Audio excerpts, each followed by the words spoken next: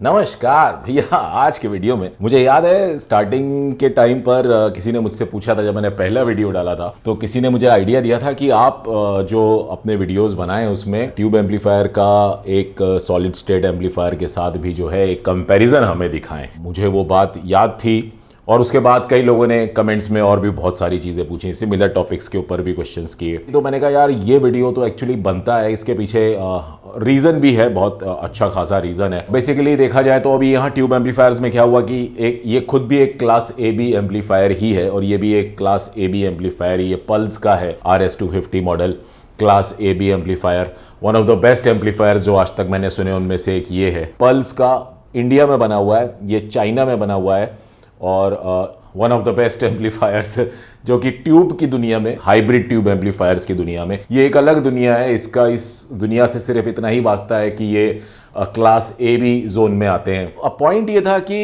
अगर मुझे कुछ खरीदना होता तो मैं अगर रिसर्च कर रहा होता कि मैं कौन सा एम्पलीफायर लूं तो मेरे लिए भी बड़ा क्वेश्चनेबल हो जाता है। यार क्लास ए बी तो ये भी है, क्लास ए बी तो ये भी है। अब लोग कह रहे हैं कि यार ट्यूब बड़ा अच्छा होता है, अभी ये मैं लूं कि वो लूं कि क्या करूं, तो ये क्वेश्चन तो लोगों के दिमाग में आता ही। तो ये एक्चुअली ये वीडियो तो बनता ही था अगर मुझे सजेस्ट नहीं किया होता तो शायद मैं ये टॉपिक स्किप कर गया होता। तो सबसे पहले तो मैं आपको बहुत बहुत थैंक यू बोलना चाहूंगा और बाकी जितने भी सब्सक्राइबर हैं उन सबको मैं थैंक यू बोलना चाहूंगा कि आप लोगों ने इतने क्वेश्चंस किए, इतनी चीजें पूछी। और बहुत लोगों को तो ट्यूब एम्पलीफायर्स के बारे में बिल्कुल नॉलेज भी नहीं है कि ट्यूब एम्पलीफायर्स एग्जिस्ट भी करते हैं, कि ये क्या चीज होती है, क्या टेक्नोलॉजी होती है। तो मतलब मुझे इतना अच्छा लग रहा है ये जान करके कि मैं आप लोगों तक कुछ नई नॉलेज दे पा रहा हूं जो कि आपके लिए नई है, भले ही दुनिया में पुरानी हो। बड़ा अच्छा सा कनेक्ट बनता है आप लोग के साथ ये सब बातें करते हुए। खैर अभी मुद्दे पे आते हैं कि यहां पर जो ये कंपैरिजन मैं करने आज जा रहा हूं वो क्या है। तो बेसिकली ऑलरेडी मैंने इसका टेस्ट कर लिया है और आप लोग को भी वो साउंड टेस्ट आगे सुनाऊंगा।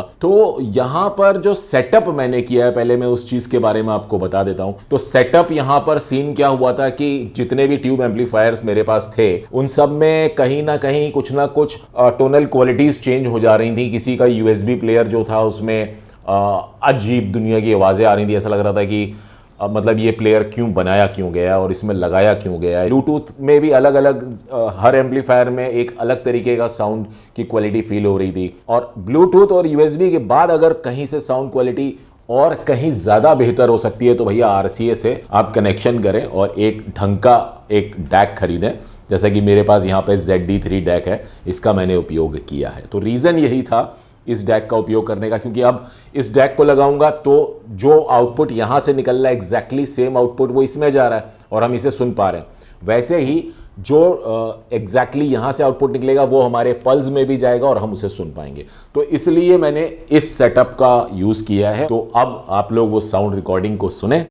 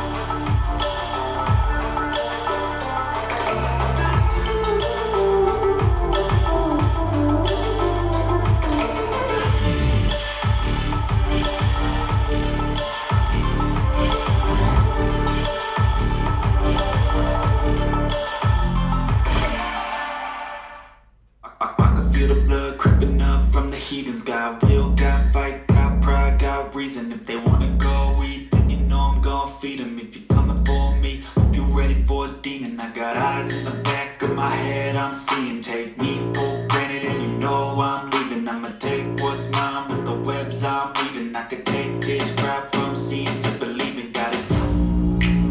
I ain't gonna give up. Got too little time, I'ma live up.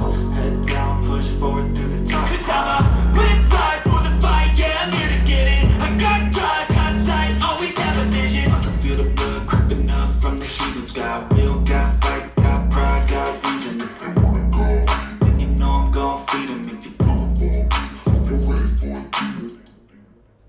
Nigeria,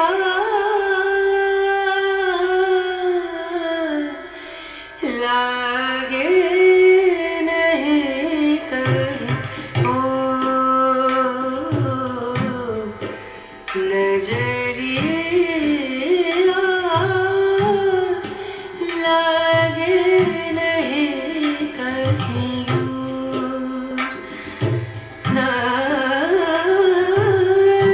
नजरिया नजरिया लागे नहीं कहीं। तो यह कैसा लगा? मजा आया? देखिए, मजा तो सीरियसली मैं बोलूं कि एक कंपैरिजन जब हम करते हैं यूट्यूब पर तो वो एक थोड़ा फर्क पता चलता है कि किससे कौन सा कितना बेहतर, एक 19-20 आइडिया लग जाता है। जहां आप लोग को किस पर क्या फर्क पता चला होगा, सबके अपने अपने मन में थॉट्स आए होंगे। किसी को मे बी पॉसिबल पल्स ज़्यादा अच्छा लगा हो, किसी को मे बी पॉसिबल ये वाला अपना ट्यूब वाला ज़्यादा अच्छा लगा हो, तो वो सब अलग की बात है। मैं आप लोगों को बताता हूँ कि मैंने यहाँ पर क्या फील किया इन दोनों के बीच में। ट्यूब्स में कैसा होता है कि आपका अपर मिड्स और हाई फ्रीक्वेंसीज और आपका लोअर मिड्स भी काफ़ी हद तक अलग टेक्सचर के साथ सुनाई देते हैं, बहुत डिफरेंट फील देते हैं, बहुत ही यूनिकनेस के साथ एक अलग फील देते हैं, क्योंकि वहाँ पर एक कलरेशन ऐड हो जाता है जो कि हमारे एक इस तरह के एम्पलीफायड सॉलिड स्टेट जो कि क्लास ए बी डिज़ाइन है, तो यहाँ पर क्या होता है, फ्लैट फ्रीक्वेंसी रिस्पॉन्स, कोई कलरेशन नहीं, जो इंस्ट्रूमेंट जैसा है वैसा सुनाई देना चाहिए, वो वाली कहानी यहाँ पर आती है। अब अगर आप ये कहो कि यार ये तो बढ़िया है, इसमें तो अगर हमको थोड़ा सा कलरेशन ऐड करना है तो हम बेस ट्रेबल ऐड कर देते हैं, तो नहीं, ऐसा नहीं है। बेस ट्रेबल का काम क्या होता है कि बेस का जैसे कि अगर जो नॉब होता है तो वहां पर अगर हम उस नॉब को घुमाते हैं तो वहां क्या होता है कि बेस की जितनी भी फ्रीक्वेंसीज होती हैं वो बूस्ट होनी शुरू हो जाती हैं। तो अगर मान लीजिए ये फ्लैट है और इस तरफ हमारा जो है ये बेस का सेक्शन है, तो इस बेस के सेक्शन को अगर हमने नॉब घुमाया और ये फ्लैट था अभी तक यहाँ पे, तो क्या होगा, ये ऊपर जाने लगेगा और ये वहीं रह जाएगा। तो क्या हुआ, ये सारा का सारा बेस जो यहां से लेकर यहां तक था वो सब ऊपर हो गया। तो वहां पर आपको एक बेस थोड़ा ज्यादा सुनाई तो देगा लेकिन वो ओरिजिनलिटी से दूर हो जाएगा, बहुत दूर। पॉइंट ये है कि कब उसको हम बढ़ाया घटा सकते हैं। जैसे कि अगर हमारा कोई स्पीकर है जहां पर कि प्रॉपर बेस नहीं हमें मिल रहा है जितना फ्लैट के आसपास होना चाहिए, तो हम उसको थोड़ा सा बढ़ाएं तो स्पीकर को कहीं ना कहीं उस लेवल पर पहुंचा सकते हैं। तो उस तरीके के एडजस्टमेंट के लिए बेस ट्रेबल नॉब्स होते हैं। तो सॉलिड स्टेट एम्पलीफायर जो कि जैसा कि पल्स है, ये आपको देगा एकदम बैलेंस्ड, नेचुरल, जैसा जो चीज सुनाई देनी चाहिए वैसी यहां पर हमें सुनाई देती है। अब बेहतर कोई चीज क्यों लगती है, क्योंकि वो इससे डिफरेंट होती है। तो जो साउंड, जैसे कि अगर मैं अभी काफी दिनों तक इसको सुन रहा था, अब अचानक से मुझे कोई ऐसी चीज मिल गई जो इससे अलग साउंड करती है, तो डेफिनेटली वो या तो अच्छी लगेगी या तो बुरी लगेगी। मगर मुझे अच्छी लगी, रीजन बिहाइंड, दो रीजन है। पहला रीजन तो मुझे ब्राइट साउंड पसंद है, और ट्यूब्स में जो होता है अपर मिड्स और हाई फ्रीक्वेंसीज का जो दुनिया होती है वो एक अलग तरीके की सुनाई देती है। It's completely different.